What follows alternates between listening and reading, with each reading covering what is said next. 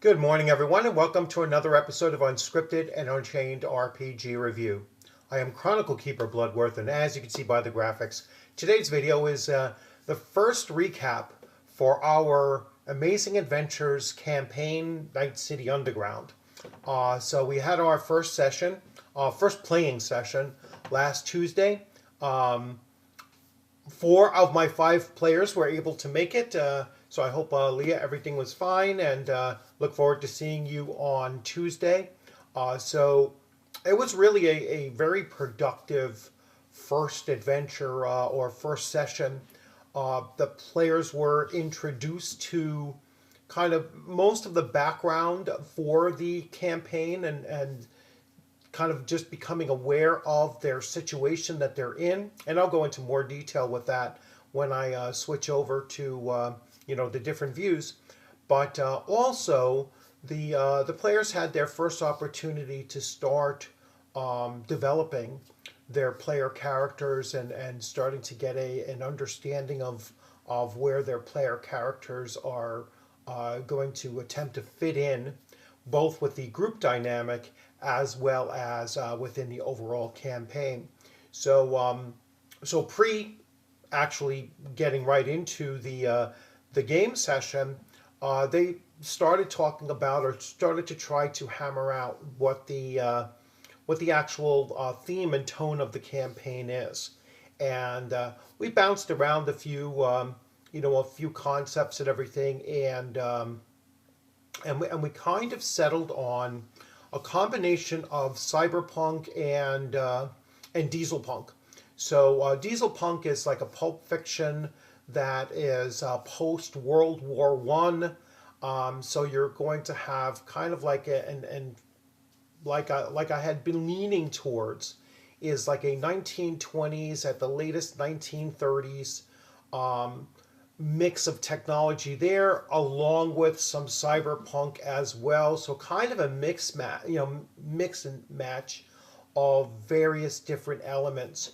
So in this fictional world, so I know, we kept on trying to wrap our heads around it and trying to think, well, you know what, is it the East Coast of the United States? And I was like, well, it's not really the United States. It is an East Coast. It is a coastal city sprawl, but it's a totally disconnected, from the real world, totally disconnected setting. So I don't want it to get hampered by trying to say, well, this is a real world setting, even in a alternate universe kind of thing. I want it to be completely alternate universe and just not having the same timeline at all in it. So it's kind of hard to kind of express that and to get the players understanding. I just want us to focus on the technology that is available in the time frame that their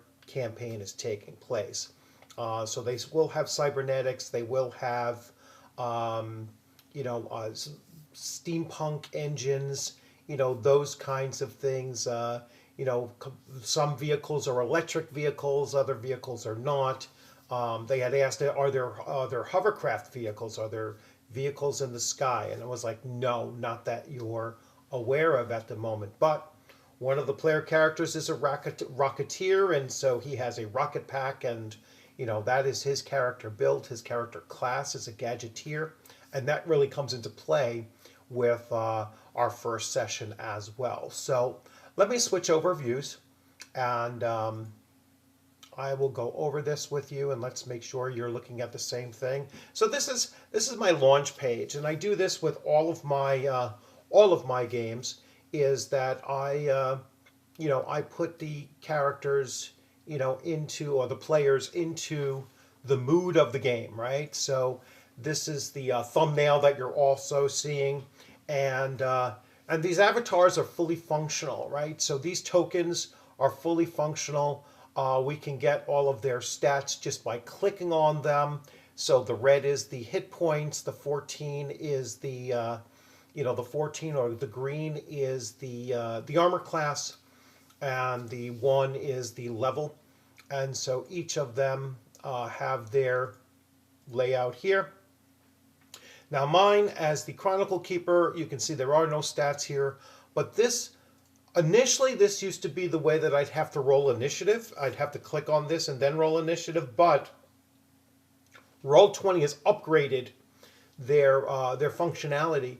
So all I have to do is go onto the character sheet and roll initiative, and it will still populate the initiative order, on that thing. So,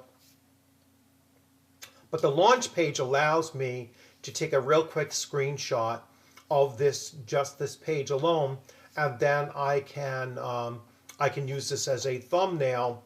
And the little flags next to each of the characters are the flags that represent those who were able to show up to the session. This is going to be very episodic, and so players can bring their characters in. They can step out. They can have additional characters a little bit later on once we really do establish their engagement in the campaign, and then they can bring in future player characters as well. And so have kind of a cadre of different, or stable of different player characters at their disposal. And the reason why I'm doing this is that I kind of have that sense of doing it along the lines of like the old Mission Impossible television show, where the agent in charge of selecting the teams could go through like a portfolio and piece this together. And I want to bring more and more players into this particular group and have a much more, a more vast portfolio for everyone to choose from.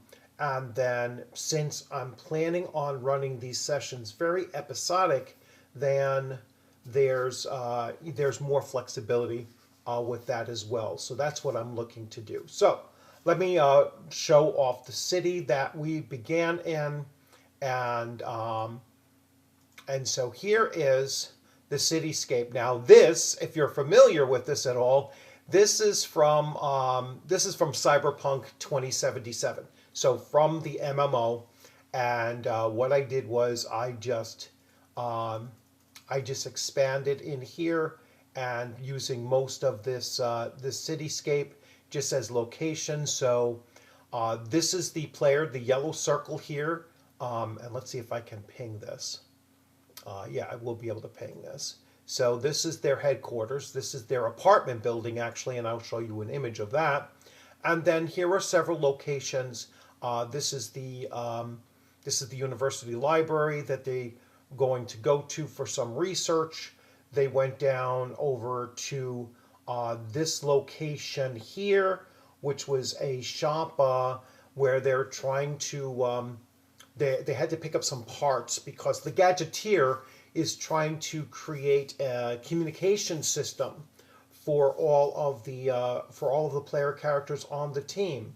And so he did some research. He was looking around, seeing, well, what parts do I actually need, utilizing his knowledge of gadgets and such. And then he started searching the internet to find the various parts that he would need, and he located quite a few of those parts here at this store.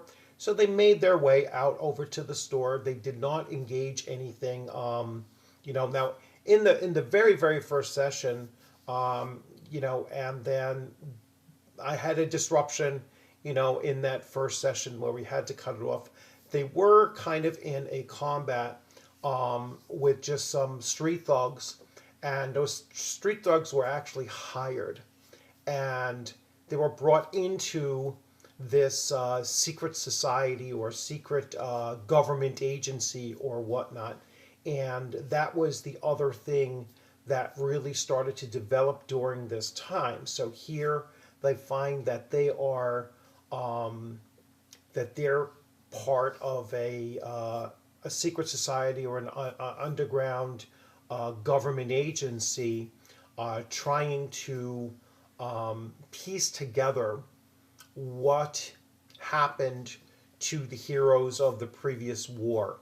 All right, so they're about 15 years past the war ending, and 25 years past the start of the war. So virtually none of the player characters were older than children during the time frame of the war. So there were a group of heroes that helped save the city during the war, and those heroes had since disappeared. And this is going to start to create that very episodic campaign for them, where each episode or every couple of episodes, they're going to be tasked with finding yet another, the whereabouts of yet another one of those 15 heroes.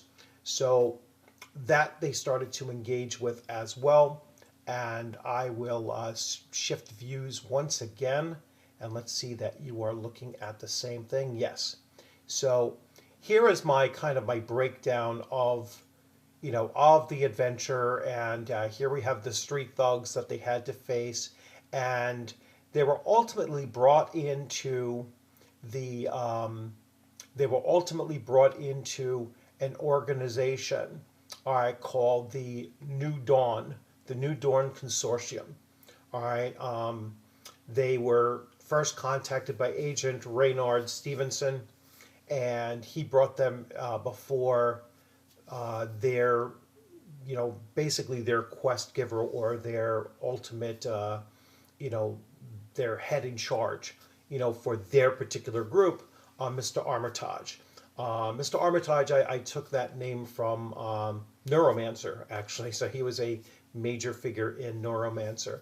And so here they are, and they are trying to find the whereabouts or the disposition of former members of the underground agents. There were 15 in all, and they were setting out to discover the whereabouts of the very first of those, Horace Block, who was employed at a legal office of Bender, Fines, and Siegel. And this is the other building that is up over here, which they haven't gone to yet, or they just arrived to, but they haven't entered it yet. So that is going to be Tuesday night's next step. Now, during the course of this very first episode, they also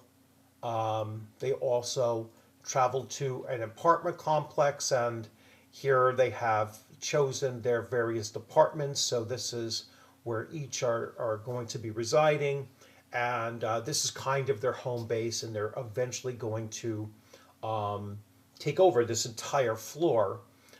So there's plenty of room to bring on more player characters, and they have some other rooms that are going to be their various office spaces and such, so that they will eventually create a fairly large grouping of player characters that I'm assuming will probably end up being a little over a dozen or so, considering these things. And then I can always stack these floors and have multiple others.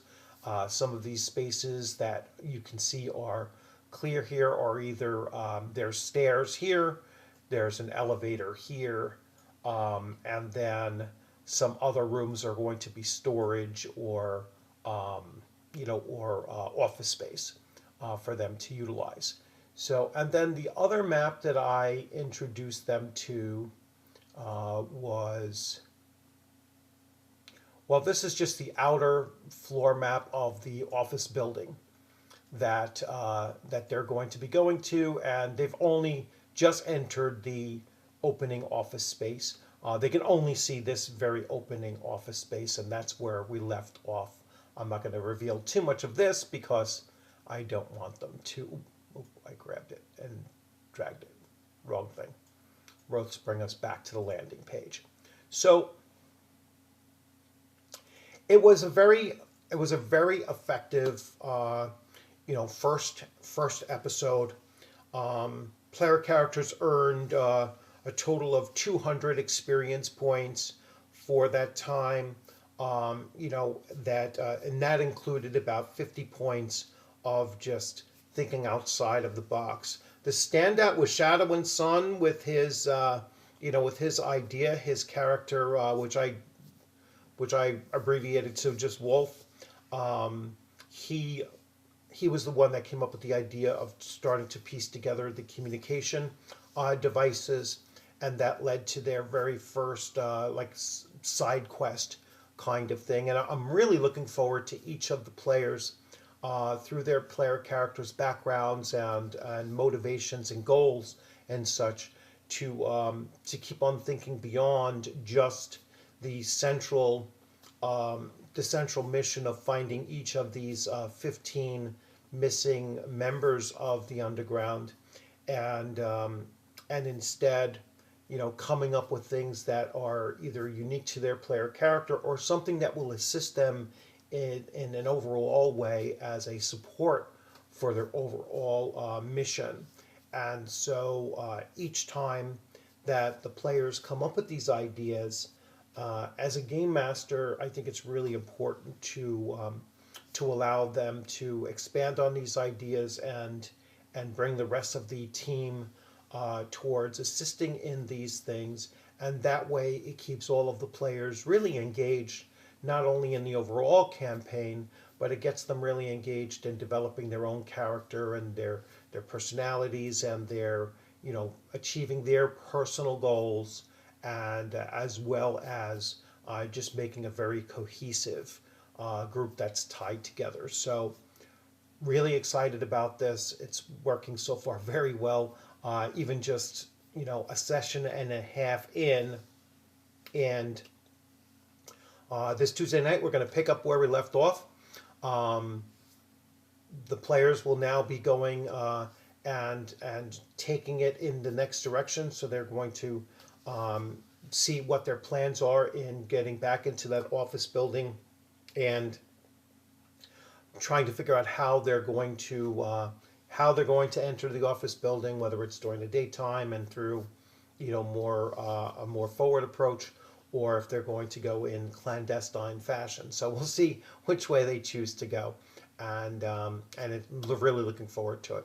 So it's nice to start up a different genre and a different a different game system once again. So we as a group, we've been together for almost 3.5 years now in some cases, and this group has been with me through 3 years or 3.5 years of fantasy tabletop role-playing games. And I was really feeling like I think this group will benefit from making a change into a different genre, and we'll see how it goes.